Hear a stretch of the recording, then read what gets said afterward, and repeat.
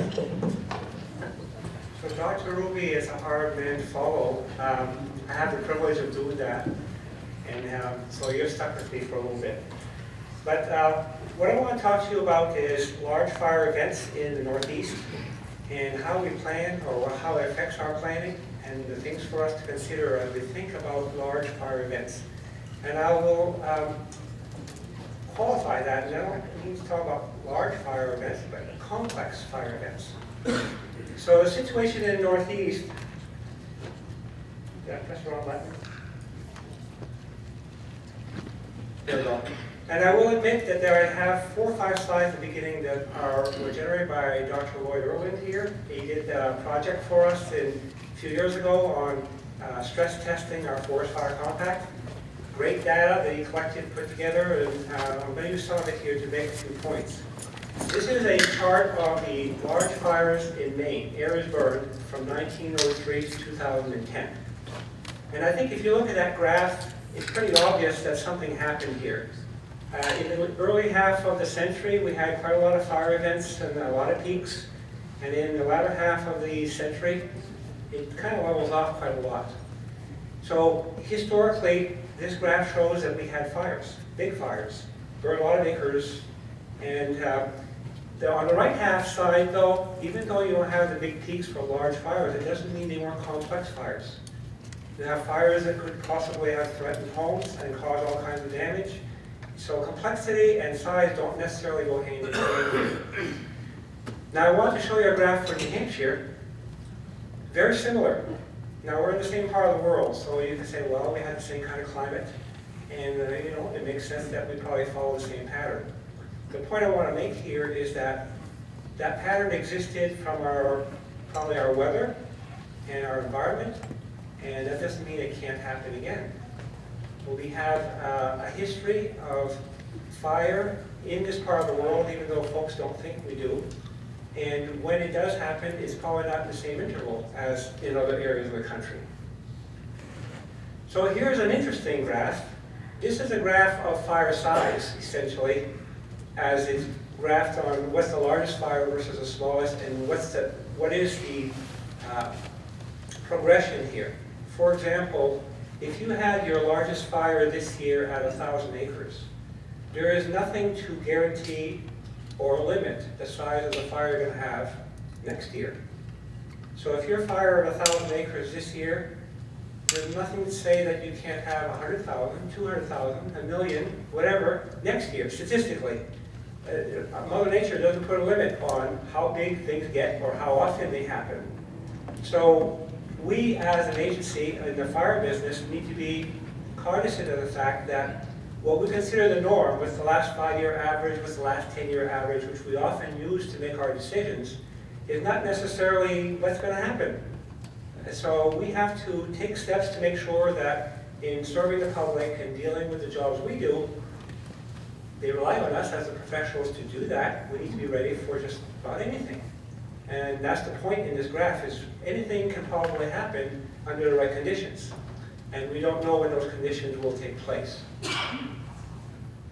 Now, in addition to that, other areas of the country have had historic fire activity, and it was all like in 2011.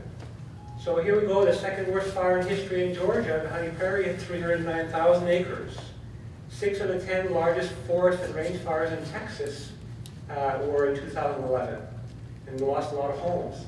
The largest forest fire in Minnesota in 80 years, the Toonami Creek Fire, which was mentioned today, 100,000 acres. The largest forest fire in Arizona history, the Wildland Fire, 538,000 acres. So why did I put that here? Because other parts of the country also have history of fire, and they're breaking records too. And they're breaking them in recent years. So we've had a period of time in the Northeast, say the last 50 years, last 60 years, where we're not breaking any records, at least one size. Doesn't mean that we can't break it next year, or the year after, or in the near future. It's happening in other parts of the country. And you know what happened in California this year? Fire is a fire-prone, fire conditions there, and they're breaking records now. So we need to be planning for that, and that's the point of this talk, is to talk about planning for big events, affects our work on a daily basis.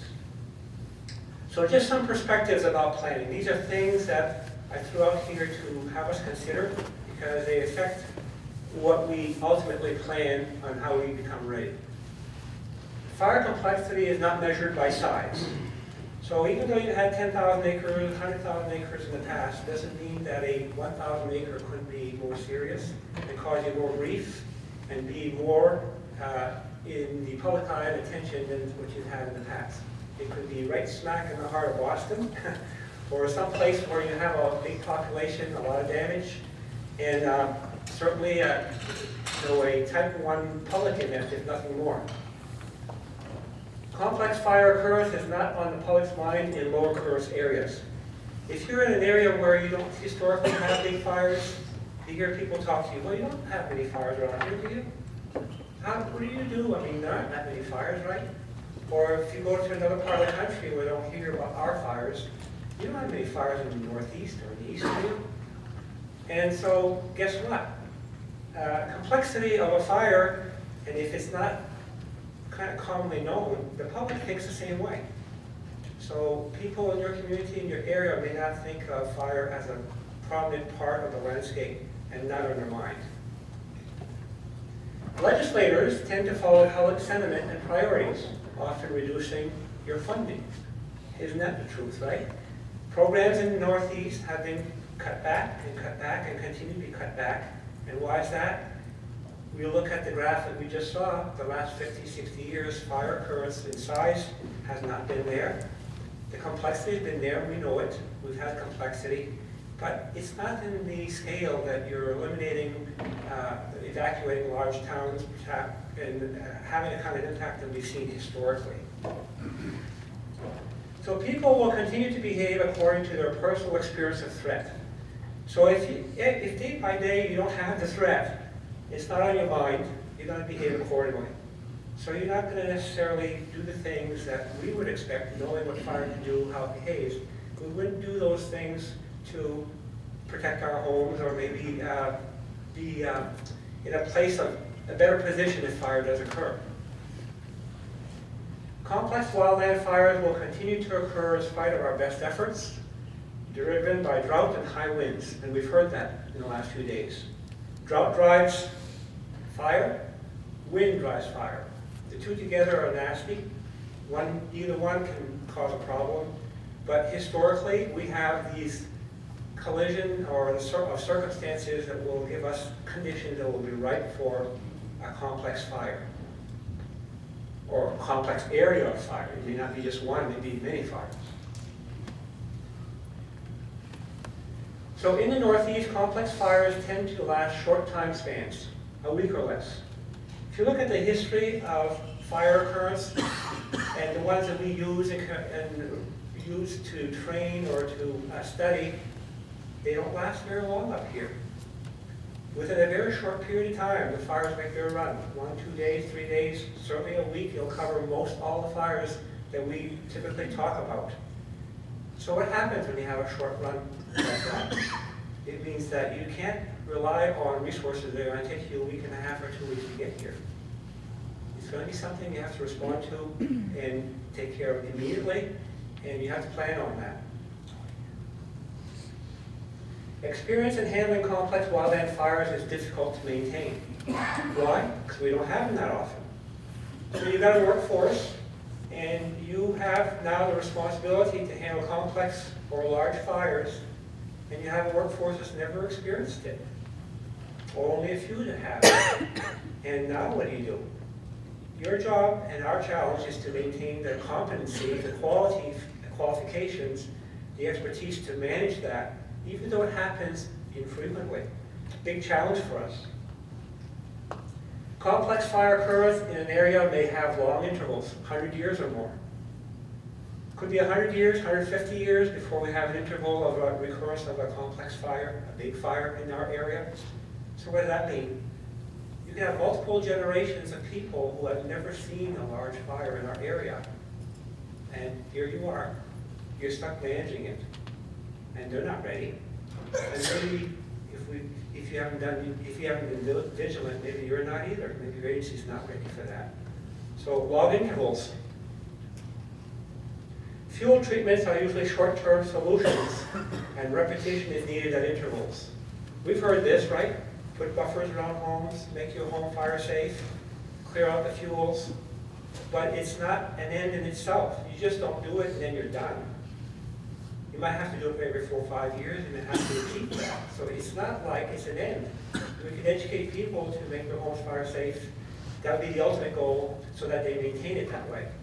But if they do it once, because you had some incentives or you had some funding for it or whatever, that's not a done deal. So even though we think we're addressing the problem, we may not have addressed it in real terms the way we want. So I want to just go through now what we normally would do if we have a complex or a large fire. Most of you folks know this stuff. I'll just review it very quickly and then get on to the other piece of this discussion. So first we have the local agency that's responsible, town or the agency. Then we have potentially a multi-town agency, mutual aid arrangement. The communities have to respond. May involve more than one community. Then you have state, federal agency response, and I didn't mean to exclude provinces here. By state, I just mean the member agency responsible for fire. So state, provincial, federal agency response. Then you have a regional or compact Eastern Air Coordination Group in our case, which is the region, the Region 9 Forest Service that we refer to. Then we have the national or compacts and Eastern Air may get involved in a national response. And then we have the international, and again, compacts can be involved in this. So these are the kind of levels. And international, as we know, could go anywhere around the world, including Australia, New Zealand, wherever. We've seen that happen, and that happens seems quite frequently. So here's the compact, and now if you're having fire occurrence here and you need to have a local response, you have a network, very close response, that can get there fairly quickly. So the compacts fit one of those niches. You can also go to a national system, national mode system, and you can use resources from any one of these regions and order them through the system. A very nice system with agreements with all the states, so it gives you those resources, and it's fairly well organized and fairly efficient, and meeting certain quals. And then you have all these forest fire compacts that cover North America. All except the white states in the southwest corner there, they're in compacts. Each color is a compact.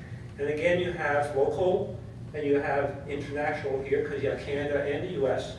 And also, where you have compacts rubbing against each other here, the different colors like yellow in the Mid-Atlantic compact, and the southern compacts in purple, and the green in our compact. I mean, you have some options, which direction you go to get your resources, and you have a bit more options in some areas than we do, say, where we are. So now, what do wildland fire agencies need to do to be effective in this kind of environment? So now we have the unpredictability of large, complex fire, and we have a workforce that may not have that much experience with wildland fire in a complex fire environment. So what do? Well, the first is, I think we need to study the historical fires, and we need to keep the lessons learned current across all generations. That's a hard task. If your last major fire was 50 years ago, where did you get your experience, and how did you learn about that fire and what happened there, and what are the lessons learned there? That has to be passed down to you from the people who were there, or written down somewhere. And we need to study and understand and learn from our history. Our history will tell us how we responded to that, what was effective, what wasn't effective.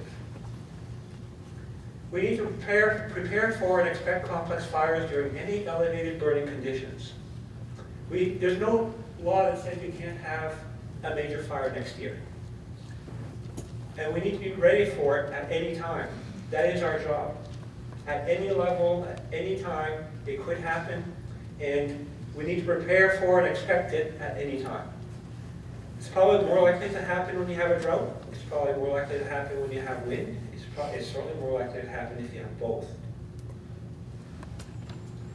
We have to maintain an active media campaign using local, historical, and recent examples.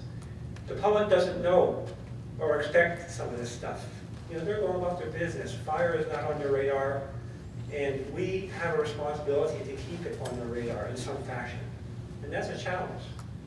but it has to be done visibly, public service announcements, articles about it, the papers, events that bring the public together, things that will allow us to continue to communicate with the public, to let them know that this is a reality. It can happen. And history shows that it probably will happen. Expect some people to ignore your advice, even if their life depends on it. So you're going to have a complex event. You're going to talk about evacuations. You're going to talk about making some decisions that are critical. And you're going to have people who don't care about whatever you tell them. And you see it. You see it on the news. You see it in California. They try to evacuate people, stay home. You see it in different parts of our world where something's hazardous to your health, but they do it anyway. People will do what they want to do, and you can't control that.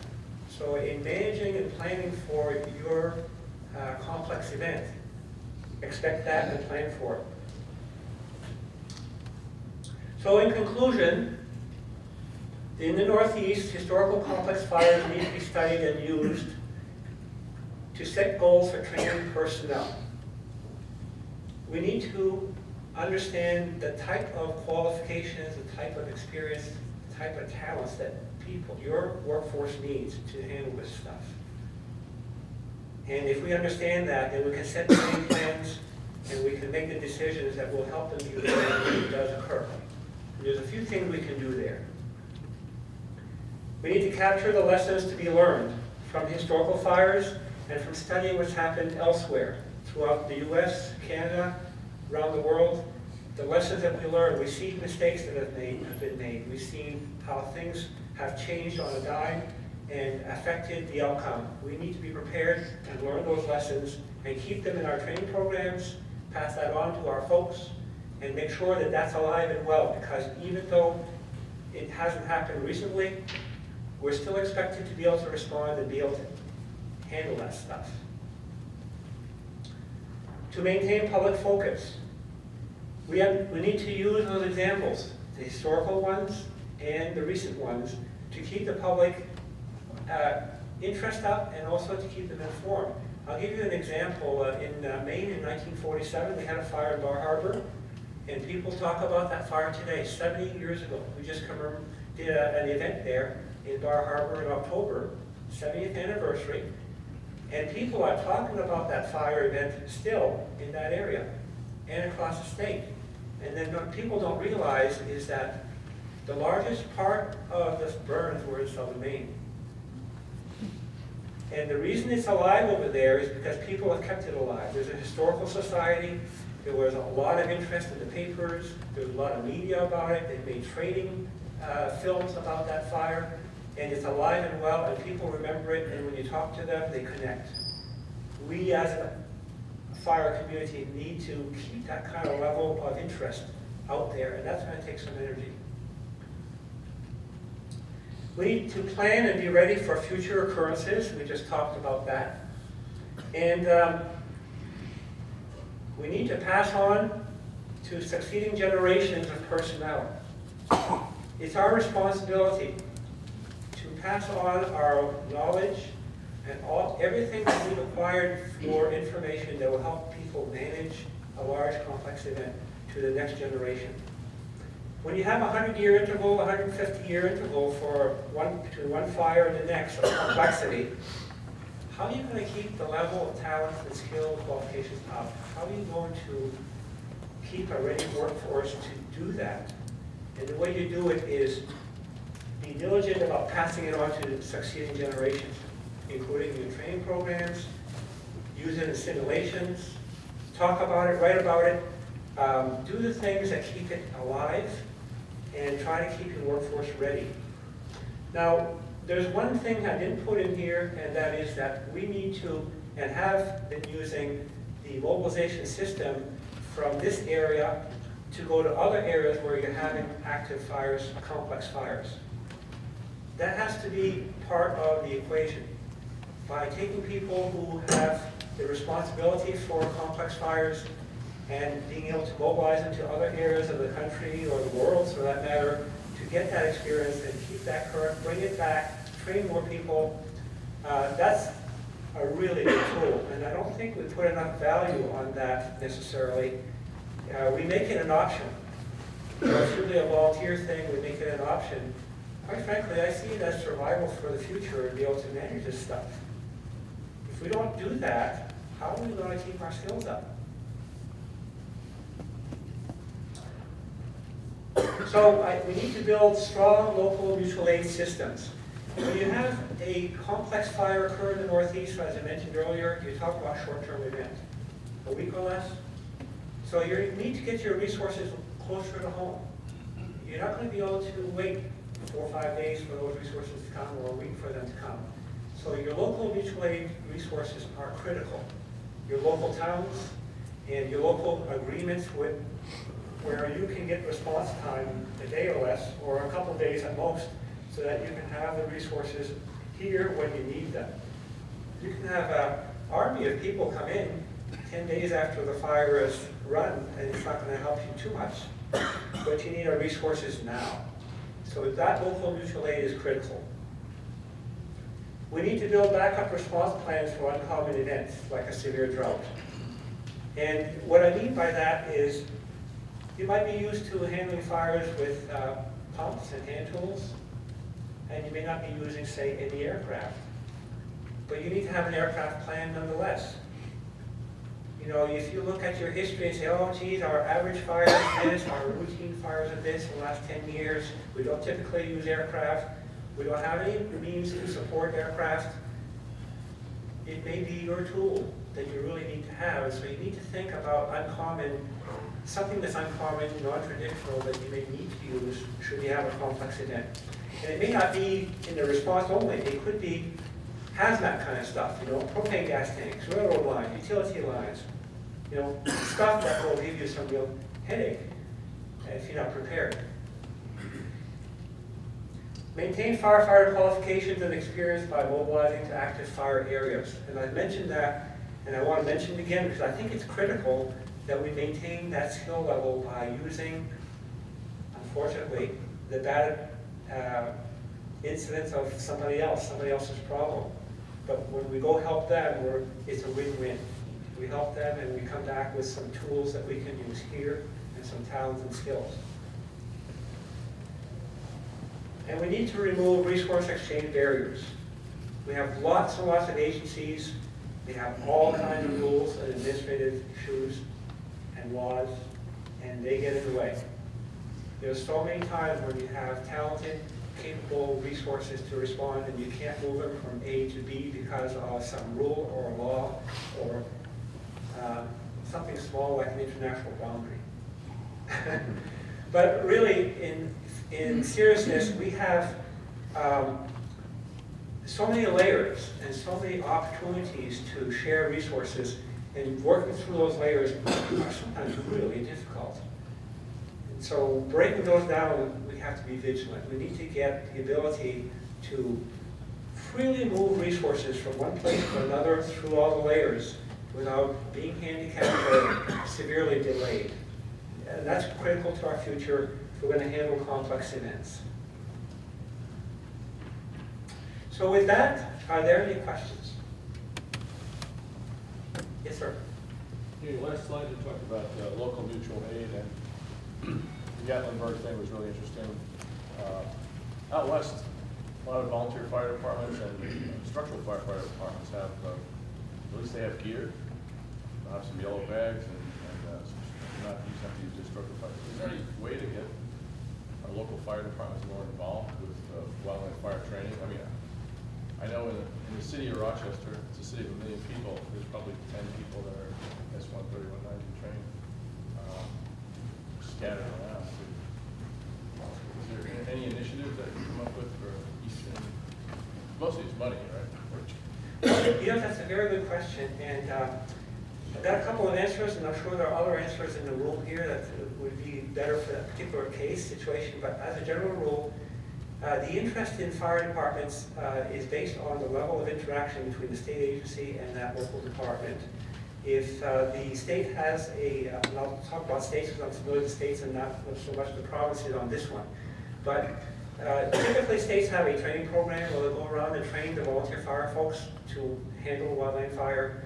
And the effectiveness, the frequency of that, and the communication that takes place on that level is critical to maintain that interest. The second thing that happens is most state programs mobilize resources, say from here to the west or the south, and to the extent that you can include those folks in those crews. And boy, I'll tell you, that really does a lot. If you get a crew out there and you've got 5 or 6 firefighters from your local fire department, and they come back all excited about it, that energy just works on itself, and you can get a lot of interest if you keep that kind of activity up like that. And then the third is, there has to be some good leadership in the fire department. That has to be supported. The fire chief and the leadership of that organization needs to buy in and be part of the solution. And so those relationships between the state personnel and the federal folks who are adjacent to some of those communities is important to kind of keep that energy level up.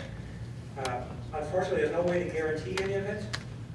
I think it has to do with the people part of the equation, not the not the science. Any other questions? Yes, sir. Yes, I understand the value of the historic data and all the good things we can get from that and how important they are for the awareness. But I'm wondering also about the changing context. I mean, 50 years or 70 years after, with the urban sprawl, with maybe more extreme weather events, the context will be different. And you were mentioning that with the complexity. So do you have any recommendation on how to integrate that and know that or assess how the fires may be different? That's an excellent question, and I'm glad you bring that up. And you're exactly right. We're not in the same world. We're not in the same environment that we were 100 years ago, 70 years ago. And if you read the history, like on the fire I was talking about in Bar Harbor in '47, I mean, there were some really bad mistakes made about how they harvested wood, and there was a hurricane that came in and blew down some of the tracts of land, wood. And there's complications to every one of these complex fires that we get, and they're all different. And I guess the point on that is that we as organizations of responsible wildland fire need to understand those variables. And they're going to change, and we're living in the current world. For example, a 100-acre fire today could be as bad as 10,000-acre fire 50 years ago. A 100-acre fire here in the wrong place, or some would say in the right place, is not necessarily small. It could be a type 1 event. It could involve who knows what. So that's some of the differences there. The cost, folks are looking at cost. You're making the decision to bring air tankers, say from Canada, to come down and help you fight your fire. They're going to cost you $10,000 an hour. Your mind says, oh my gosh, I'm going to have to defend this. So you delay getting them, and you delay. And the first thing you know, it's too late. You can't use them effectively anymore. Those are complications under the new world. In '47, we didn't even have aircraft to call. So they're, again, a different variable. So there's different variables in the environment we're in, different variables in what we have for response capability, and so fire managers, wildland agencies have to stay current, stay on top of stuff, and you're paid to evaluate and make those kinds of decisions, and so that will be certainly part of that. You follow up? Just a comment. I think the ignition pattern is also more people, more sources of ignition, more infrastructure, Absolutely. more possibilities of ignition. I think it's part also of the Absolutely. increase the risk. Yeah, and I'm sorry I omitted that. I think we take that for granted so much I failed to mention, but you're exactly right. We talk about that every day. So, there was a question here? Yes? So this is more of like a national level sort of question. The compact map that you showed, right? So I noticed there's no Mexico, right? And in my study say in Big Bend National Park, there's a Diablos crew, like right across the border in Boquillas. There's a border crossing through the park. And so the Diablos can come up and they actually go on hotshot cruise, not just in Texas, but elsewhere. And so is that mechanism similar in Canada? And then also, like, what about Mexico? Yeah, and that's another good question. The Southwest doesn't have a formalized forest fire compact, which is what I was referencing in the map here. In fact, maybe. Yeah, but there's in Arizona, New Mexico, and then there's Texas, so.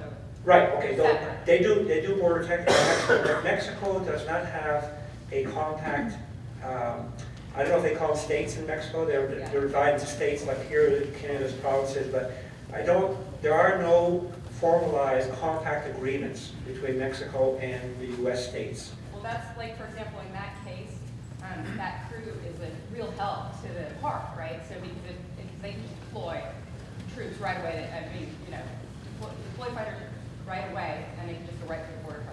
Right, and in that case, I'm not familiar with the territory, but there's a lot of federal land in the west there, and if you talk about federal land, there's likely an agreement between Mexico and the US, and if you're bordering, even though it's a different country, when you border like that, federal land to another entity, they're usually what they call border agreements. So you're using a different mechanism to get the same outcome, but there's usually a limit on distance. It's usually within a 50-mile, yeah, but thanks for bringing that up. Any other questions? Okay, well, thank you very much. I appreciate it.